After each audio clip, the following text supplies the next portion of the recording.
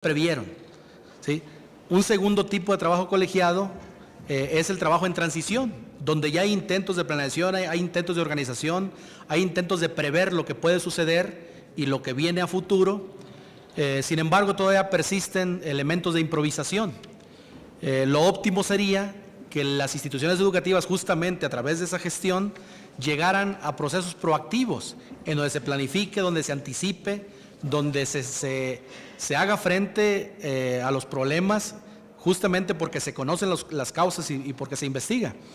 En alguna ocasión en la Universidad de Guadalajara hacíamos este planteamiento y un maestro comentaba: oye, ¿por qué no le agregas un cuarto elemento que sea trabajo colegiado vegetativo?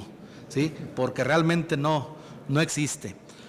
Concluyendo esta participación, justamente la gestión escolar es el medio a través del cual se solucionan los problemas de la propia institución, y con esto se pretende romper con la inercia que existe muy arraigada en las escuelas, donde se esperan las soluciones desde fuera. Los problemas de la escuela se solucionan en la propia escuela, a través de la gestión justamente, ¿sí? A través del diagnóstico de necesidades, que es desde donde se empiezan a gestionar justamente esa solución. Estamos acostumbrados, por inercia histórica, por idiosincrasia a veces, a buscar y a tratar de que las soluciones a los problemas lleguen desde fuera, ¿sí? Cuando hablamos de capacitación docente, por ejemplo, echamos mano de estrategias como la capacitación en cascada, ¿sí? Que nunca ha resultado, que ocurre como el teléfono descompuesto, donde la información va de una mano y de una mente a otra, y cuando llega quien más lo necesita, que es el maestro frente a grupo, llega distorsionada, llega mal y no tiene el impacto necesario. ¿Qué hacer en ese caso? Fortalecer la gestión, fortalecer los elementos de diagnóstico, y la capacitación en este sentido debe ser no en cascada, en manantial, desde la propia aula, desde la propia escuela, para buscar sus propias soluciones. Es la parte de mi intervención. Gracias. Gracias, doctor. Finalmente, doctor Javier Loredo. Gracias. Bueno, buenas tardes. Agradezco la invitación al Instituto Politécnico Nacional a participar y el gusto de estar en esta mesa con los colegas con tanta experiencia. A mí me gustaría retomar un elemento que me pareció central que dijo Elia, y que tiene que ver con ver al docente como persona. Creo que eso es lo más importante a lo mejor que debemos tener como sello de entrada, porque tiene una significancia, tiene un sentido de hacer las cosas, cuando lo que estamos pensando no es en el académico, en la persona que da la clase, cuando no solo estamos pensando en esta persona que vive de dar clases, etcétera, sino lo vemos como realmente persona. Creo que toma una dimensión totalmente diferente toda la tarea que vamos a hacer en función de él. Y esto lo digo, que lo retomo, pero además que ha sido siempre el punto de partida de la filosofía. Nosotros, y yo mismo pertenezco a una red de evaluación de la docencia, que ya lleva 12 años trabajando, hemos publicado libros, hemos publicado artículos, y uno de los puntos centrales de todo este grupo es justamente hacer siempre el énfasis de el respeto al docente como persona y el valorar al docente desde la persona. Entonces, una vez hecho esta afirmación, creo que de aquí en adelante es más, todo lo que mencionemos respondiendo las 4 o 5 preguntas están enmarcadas de alguna manera en este pronunciamiento. Por otro lado, si vamos a la pregunta, ¿qué significa de alguna manera, a qué se vincula la práctica docente en el aula y la gestión educativa? Antes de platicar un poquito la lámina, no se asusten, no traigo toda una presentación, es una lámina nada más para apoyarme en una respuesta. Me gustaría mencionar también que la gestión educativa, ahí la estamos viendo un poco, pero ¿qué significa la gestión educativa? La gestión educativa es el todo en la institución, ¿sí? De alguna manera, esta gestión educativa lo que tiene que hacer es cómo planifica, cómo organiza, cómo evalúa, cómo hace el todo de la propia institución, pero es el eje central, es el corazón. Nosotros en las siguientes preguntas nos vamos a ir a comentar algunos elementos del aula, del profesor, de las necesidades que hay de formación y de capacitación, pero esta que es la primera que nos deja pie como para un inicio de lo que estamos considerando como el eje central en la institución, es la gestión. ¿Y quién está al frente de la gestión? Bueno, normalmente son autoridades y pueden ser, según el tipo de mando que se les dé, desde autoridades de jefes de departamento, coordinadores, académicos, subsecretarios, o como se llamen dentro de cada organización, directores académicos o vicerrector o rector. Y esto baja de alguna manera esta gestión con ese todo a lo que sería que todo ello, y esa es una cosa que siempre hemos impulsado los académicos, como la gestión está en función de lo académico. ¿Sí? La gestión no es por la gestión no es por el ISO 9000, la gestión no es porque voy a trabajar de maravilla la parte de gestión. La gestión siempre es en función y como finalidad de que está para que la parte de la docencia, la parte de la academia, la parte de la difusión, de la investigación, funcionen óptimamente. En ese sentido, y nada más, sin presentarles toda la lámina, hago muy rápidamente un comentario. Lo que ustedes ven ahí es un modelo de educación, de evaluación de competencias docentes, que no sería el caso, no les voy a presentar todo el modelo, pero es nada más para dar cuenta cómo este modelo lo estamos diseñando entre Mario Rueda, Benilde García Cabrero de Psicología de la UNAM, él es del ISUE, Edna Luna de Baja California y un servidor. Pero cuando hicimos el modelo nos faltaba algo, porque justamente estábamos en la segunda parte, que serían los 3 recuadros que ven en la segunda columna, que es la previsión del proceso de enseñanza-aprendizaje, la segunda columna, la conducción del proceso de enseñanza-aprendizaje y la valoración del impacto del proceso. Es decir, los 3 grandes momentos. Sin embargo, nos faltaba una cosa muy importante y justo el elemento central que nos permitió darle sentido a estos 3 momentos fue la gestión y que lo manejamos entonces como en la primera columna, el contexto institucional. Es decir, ahí es donde estamos justamente hablando de todo aquello lo que tiene que ver con lo que hace la gestión. Realizar planeación macro, desarrollar procesos de formación continua que apoyen la trayectoria profesional y profesorado, impulsar la cultura y organización de la evaluación. No traigo más láminas porque no se trata de presentar el modelo, pero ya en el modelo cada uno de estos componentes o elementos se definen que involucra. Por ejemplo, el primero de realizar la planeación macro involucra la filosofía, la misión, la visión institucional, las características del contexto educativo, la organización y operación académica administrativa, del currículum, etc. Todos esos elementos. Queremos verlo no solo ya como qué elementos incorpora, sino qué indicadores tiene. Entonces consideraríamos como indicadores la filosofía, misión y visión institucional, las características del contexto desde los estudiantes y profesores, la organización y demandas institucionales de trabajo colegiado, la congruencia y coherencia de las asignaturas con los procesos de plan de estudios, la organización y operación académica, etcétera.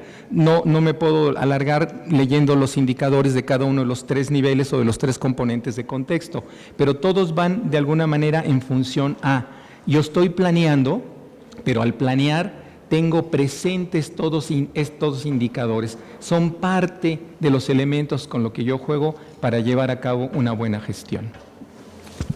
Gracias, doctor. Bien, seguimos con la segunda pregunta. Maestra Ana Elena, ¿cuál sería el impacto que se genera a partir de la ideología, normatividad, funciones, valores del docente en la institución educativa? Bueno, a mí me parece que esto que han dicho los compañeros a partir del comentario de la doctora Elia me parece sumamente importante, ¿no? Yo creo que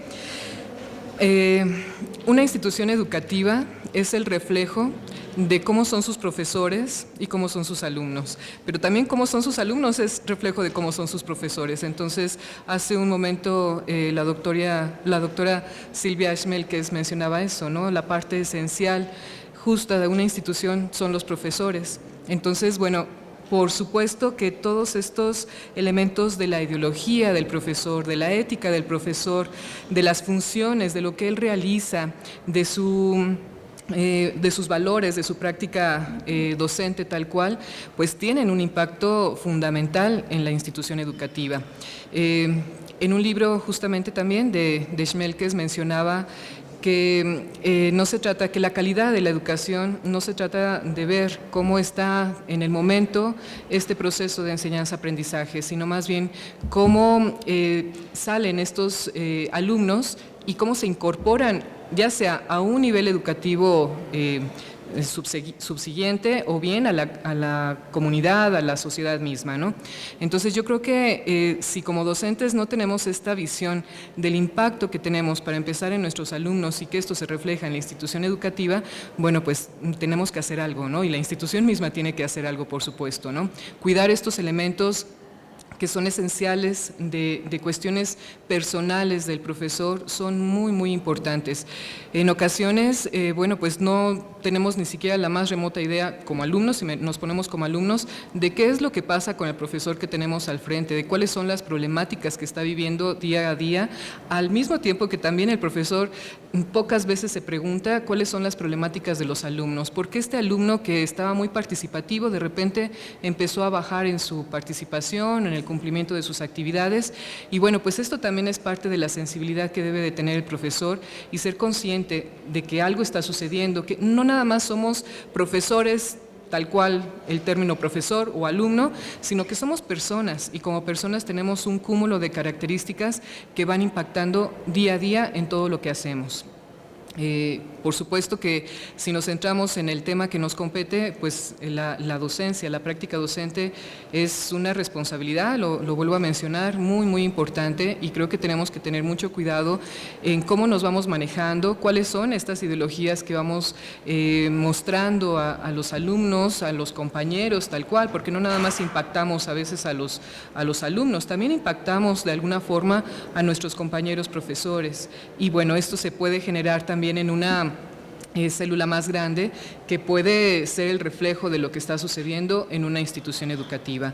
Cuando los profesores a lo mejor están desmotivados, cuando no tienen quizá las condiciones mínimas necesarias para poder llevar a cabo su práctica, cuando no reflexionan en la importancia del ser docente, entonces, bueno, pues esto implicaría que a lo mejor la función que realiza no es la más adecuada, estaríamos dudando en la manera en que lo lleva a cabo, en la ética que tiene incluso, tanto para presentarse con sus alumnos y dar cuenta de alguna temática con una responsabilidad que esto implica, ¿no? Entonces, a mí me parece que estos elementos no los tendríamos que descuidar, que una profesionalización docente tendría que estar encaminada también a cuidar este tipo de características personales, de cuestiones emocionales, actitudinales, motivacionales y que de alguna manera, por supuesto que van a tener un impacto en lo positivo o en lo negativo, según se esté manejando en la propia institución. Entonces yo creo que sí es un elemento que tal vez no podemos dejar a los gestores, a los directores, a los coordinadores, a los supervisores esta tarea. Creo que podemos empezar por nosotros mismos. Si hacemos una reflexión del por qué estamos en la docencia, de cuáles son nuestras implicaciones también emocionales en torno a la docencia, si me gusta lo que estoy haciendo, si a lo mejor tengo una expectativa y un proyecto de vida en torno a la docencia, bueno, pues entonces encaminemos a formarnos, ¿no? Es responsabilidad de cada uno de nosotros también buscar esa formación. Hay ocasiones, y bueno, esto se relacionará tal vez con otra pregunta que se tiene posterior, pero hay ocasiones en que esperamos a que nos llegue la información de los cursos que se están ofreciendo para la formación docente. También hay que buscarlo nosotros. Yo creo que eso es algo muy importante, es parte de nuestro compromiso y tenemos que estar como muy al tanto de esto para poder impactar positivamente en lo que hacemos. Gracias, doctora. Maestra Elia, su turno. Bueno, les voy a decir que me fue un poco difícil pensar en la ideología, la idiosincrasia, la normatividad, las funciones y los valores dentro de la práctica docente. ¿Por qué razón? Porque si hablamos de la ideología como el resultado, esta posición personal que nosotros tenemos ante algo y que es resultado de la escuela, de la iglesia, de la familia, de los partidos políticos, de los medios de difusión. Entonces, esto nos va dando una manera de ser y hacer. Si hablamos de la normatividad, entonces diríamos que es aquello que reglamenta la institución respecto a nuestro quehacer docente. Pero entonces estaríamos hablando fundamentalmente de variables contextuales, variables que tienen que ver con eso que norma y orienta el quehacer del docente. Si hablamos, por ejemplo, de qué es el aprendizaje, yo también me atrevería a decir que el aprendizaje, debido a que tenemos modas, a veces en algunos tiempos fuimos conductistas, ahora se dice, bueno, no, vamos a ser constructivistas, bueno, pero tipo Piaget, pero Piaget una parte, porque él habla de estructuras y Vygotsky habla del contexto social, y bueno, y si hablamos de TIC, esto es un conductismo o es teoría de la información, etcétera. O sea, estos conceptos de aprendizaje también yo les englobaría dentro de las variables que tienen que ver precisamente con ese contexto. Pero además, en la situación educativa, en la formación docente, en la forma en que se dictan o que se participa, se propicia el aprendizaje, también influyen las variables propias del docente y las propias del alumno, que ahí tiene que ver edad, género, experiencia profesional, preparación técnica con respecto a la materia, preparación pedagógica, y al hablar de personalidad yo diría ese aspecto emocional que se maneja y que se presenta en el momento en que estamos unos frente a otros. Entonces, estos aspectos de las características personales junto con la manera de dar clases, o sea, ese instrumental que dijéramos se puede traducir en manejo de estrategias que si nos vamos un poco más atrás diríamos esas técnicas y recursos didácticos, bueno, pues hacen que el profesor desarrolle ciertas funciones y tenga ciertos valores. Entonces, allí estaríamos diciendo que realmente el hablar de profesionalización docente es considerar tanto los aspectos contextuales, las características personales de los docentes y también a quién va dirigido el trabajo, que son los alumnos, las características propias del aprendizaje, que esto a lo mejor algunos dirían es propio del docente, sí, pero yo diría que es del contexto. Ahorita hablamos de cambios de paradigma y entonces todos nos vamos hacia un tipo de modelo. Nosotros incluso institucionalmente tenemos 10 años con un modelo que en este momento al aplicar se habla de dar mayor cobertura, de atender a mayor cantidad de aspirantes, se habla de justicia social y de una serie de cosas que sin embargo han empezado a proliferar este tipo de modelos, aunque viene más adelante una pregunta sobre modelos, pero este tipo de concepción de aprendizaje. Pero además todas estas funciones y valores también tienen que ver con el aspecto académico. Me recuerdo ahorita que el doctor, cuando estaba haciendo su exposición, él hablaba de ese trabajo de las academias. Yo diría que ese trabajo de las academias no siempre facilita la formación, ni el desempeño, ni el logro de aprendizajes producto de la gestión institucional. ¿Por qué razón? Generalmente los maestros trabajamos solos. ¿Saben qué? Nosotros, de acuerdo a mi experiencia, a lo mejor lo que pasa es que yo tengo una muy mala experiencia o a lo mejor he sido una mala docente, pero yo he notado que algunas veces las academias solamente se juntan para tomar ciertas decisiones, pero no hay un trabajo real colaborativo.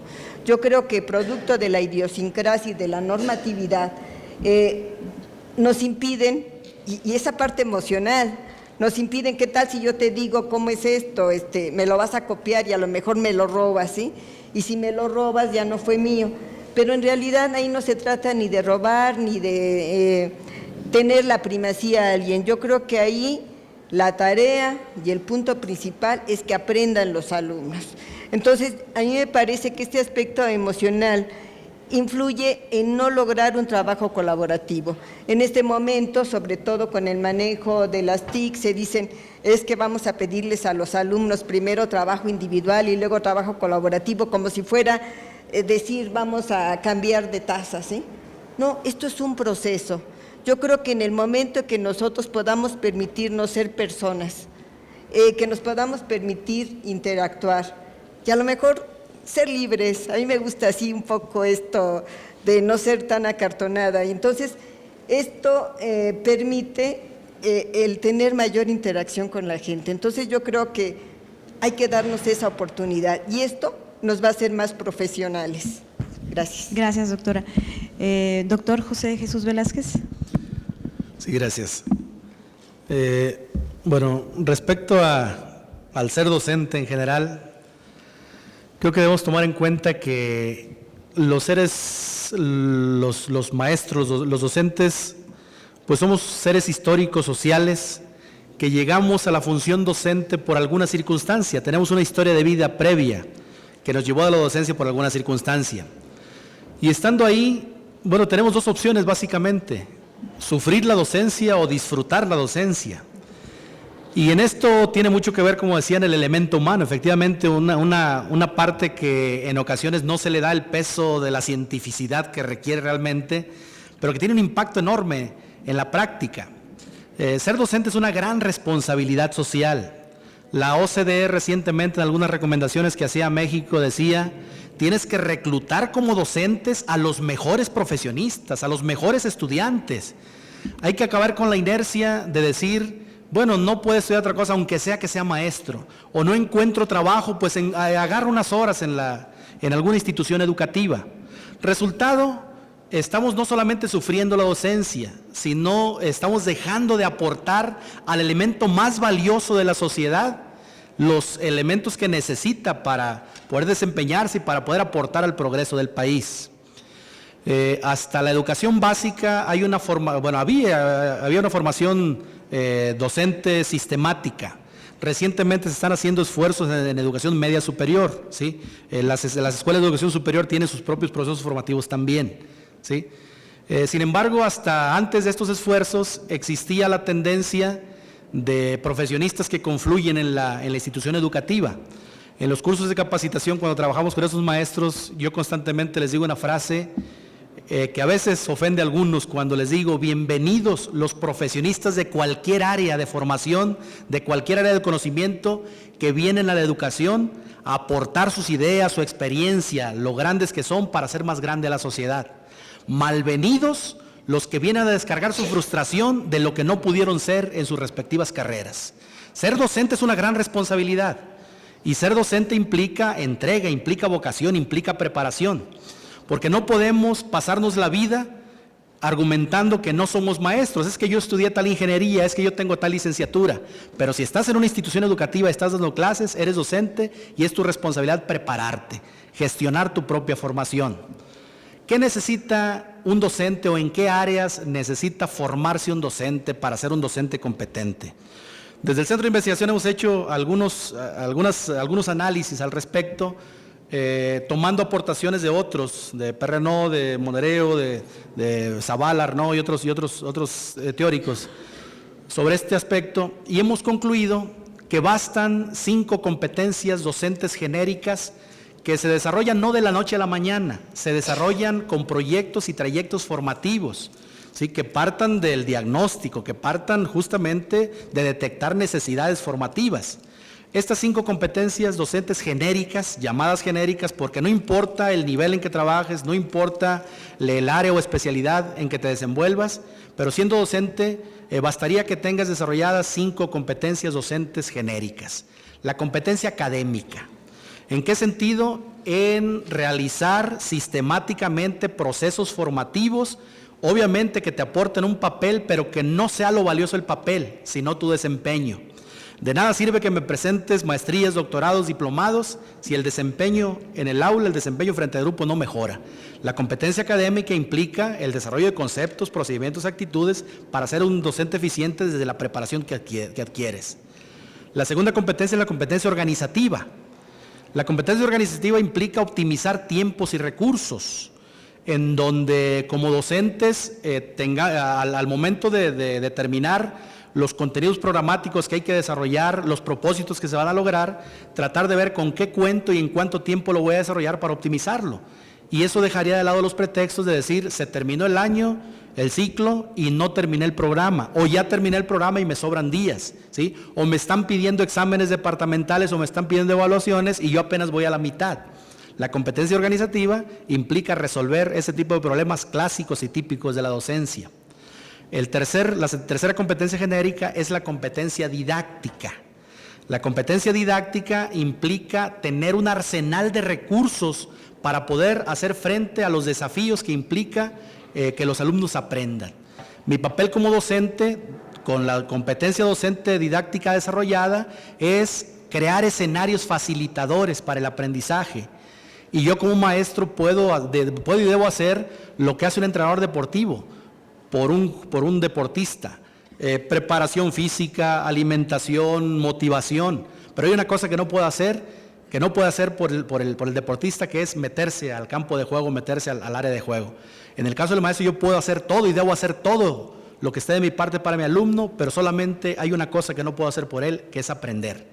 Muchos de los problemas que tiene el maestro dentro del ejercicio de la docencia no tienen que ver propiamente con los alumnos o con los problemas propios del aula, tienen que ver con la falta de recursos que tiene el docente para hacerle frente a ello.